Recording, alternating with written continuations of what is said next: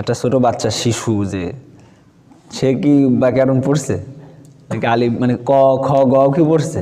তাহলে ও কথা কি করে শিখে গেল? ও তো কোনো কিতাব পড়িনি, কোনো বইও পড়িনি, তাহলে কথা কেন শিখলো? বাংলা কেন পারলো? আর অন্য দেশের যে ভাষা, অন্য অন্য বাচ্চা যারা অন্য অন্য দেশে বড় হচ্ছে তারা ওই ভাষা কি করে শিখতেছে? ইংরেজি নিয়ে আমরা কি মারামারি। তো সেই ইংরেজিতে যারা আমেরিকায়, যারা ইউরোপে যারা জন্মগ্রহণ করতেছে বাচ্চারা তো ইংরেজিতে ছোটোবেলাতেই কথা বলতেছে। আরবি সেখানে আমাদের মাদ্রাসায় কি মারামারি। তো সৌদি আরবের ছেলে বাচ্চারা তো শুরুর থেকে আরবি বলতেছে। তাহলে কেন এই ভিন্নতা কেন? কারণ কি, মানুষ পড়ে কোনো সময় ভাষা শেখে না।